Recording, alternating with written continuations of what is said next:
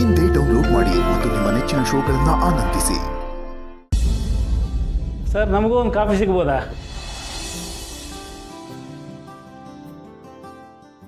Sir, Jogi sir, pleasant surprise. Good morning sir, please ಬನ್ನಿ ಕೂತ್ಕೊಳ್ಳಿ. Thank you.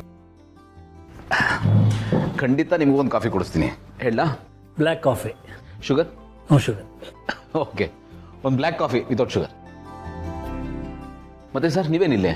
Sir, ನಾನು ಯಾವಾಗಲೂ ಒಂದು ಹುಡುಕಾಟದಲ್ಲಿ ಇರ್ತೀನಿ. ಒಂದು ಕತೆ, ಒಂದು ಕ್ಯಾರೆಕ್ಟರು, ಅಥವಾ ಯಾವುದೋ ಹೊಸ ರೆಸ್ಟೋರೆಂಟು.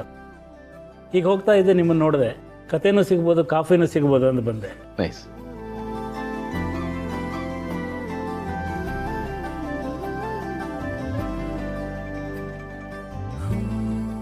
ಮತ್ತೆ ನೀವೇನು ಸರ್ ಇಷ್ಟೊಂದು ವೀಕ್ ಆಗಿದ್ದೀರಾ? ಡಯಟ್ ಮಾಡ್ತಾ ಇದ್ದೀರಾ ಅಥವಾ ಬೇಕು ಅಂತ ಸಣ್ಣ ಆಗಿರೋದಾ? ಸರ್, ವೀಕ್ ಅಲ್ಲ ಸರ್, ಸ್ಲಿಮ್ ಆಗಿದ್ದೀನಿ. ನಾನು ದೇಹದಂಡನೆ ಮಾಡೋಕ್ಕೆ ಶುರು ಮಾಡಿದ್ದೀನಿ. ವಯಸ್ಸಾಗ್ತಾ ಆಗ್ತಾ ಭಾರ ಕಮ್ಮಿ ಮಾಡ್ಕೋಬೇಕು. ಹಿಂದಿ ಚಿತ್ರನಟಿ ರೇಖಾ ಒಂದು ಮಾತು ಹೇಳಿದ್ದಾರೆ, my body is A temple ಅಂತ. ನನ್ನ ದೇಹವೇ ಒಂದು ದೇಗುಲ ಅಂತ. ಆಮೇಲೆ ನಮ್ಮ ಬಾಡಿ ನಾವು ಚೆನ್ನಾಗಿ ಇಟ್ಕೊಳ್ಬೇಕು. ಆ ಮಾತು ಕೇಳಿದ ಮೇಲೆ ಜ್ಞಾನೋದಯ ಆಗಿ ಅಭ್ಯಾಸ ಮಾಡ್ಕೊಂಡಿದ್ದೀನಿ. ಬದುಕಿನ ಭಾರಗಳನ್ನು ಕಮ್ಮಿ ಮಾಡ್ಕೊತಾ ಬರಬೇಕು. ಬೇರೆಯವರು ಹೊರಿಸೋ ಭಾರ ಮತ್ತು ನಮ್ಮ ಭಾರ. ಸತ್ಯ ಸರ್, ನೀವು ಹೇಳಿದ್ದು. ಅಂತೂ ನಿಮಗೆ ಜ್ಞಾನೋದಯ ಆಯಿತು, ಹಾಗಾಗಿ ಸಣ್ಣ ಆಗ್ತಾ ಇದ್ದೀರಿ. ಹೌದು, ಬಟ್ ನೀವ್ಯಾಕೆ ಬ್ಲ್ಯಾಕ್ ಕಾಫಿ ಕುಡಿತಾ ಇದ್ದೀರಾ? ಆ್ಯಕ್ಚುಲಿ ಇತ್ತೀಚೆಗೆ ನನ್ನ ಲೈಫು ಅಷ್ಟೊಂದು ಕಲರ್ಫುಲ್ ಆಗಿಲ್ಲ ಸರ್. ಯಾಕೋ ಕಪ್ಪೆ ಇಷ್ಟ ಆಗ್ತಿದೆ. ಸಕ್ಕರೆ ಹಾಕ್ಕೊಂಡಿದ್ದೀರೋ ಇಲ್ವೋ? ಇಲ್ಲ ಸರ್, ಲೈಫ್ ಸ್ವೀಟಾಗೂ ಇಲ್ಲ. ಸೊ ಯಾಕೋ ಕಹಿನೇ ದೇಹಕ್ಕೆ ಹೋಗ್ತಾ ಇದೆ.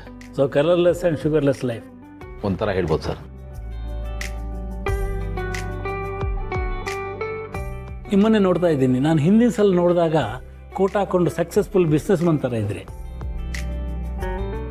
ಈಗ ನೋಡಿದ್ರೆ ಬಹಳ ಬದಲಾಗಿದ್ದೀರಿ. ನನಗೆ ನೀವು ಅಂತಲೇ ಅನಿಸ್ಲಿಲ್ಲ. ಯಾಕೆ ಹೀಗೆ?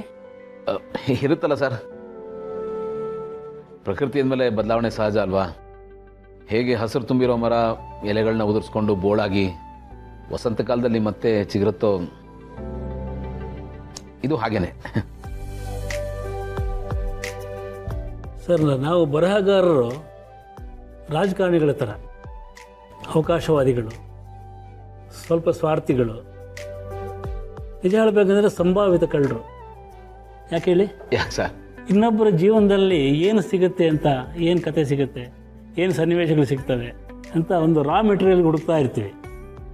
ನೀವಿಲ್ಲೊಬ್ಬರೇ ಕೂತ್ಕೊಂಡು ಶುಗರ್ಲೆಸ್ ಬ್ಲ್ಯಾಕ್ ಕಾಫಿ ಕುಡಿತಿದ್ದಾಗ ಅನ್ನಿಸ್ತು ನಿಮ್ಮ ಹತ್ರ ಒಂದು ಕತೆ ಇದೆ ಅಂತ.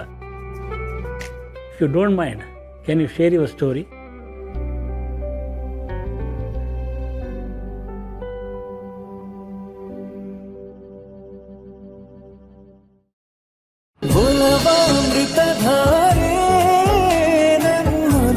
ಅಮೃತಧಾರೆ.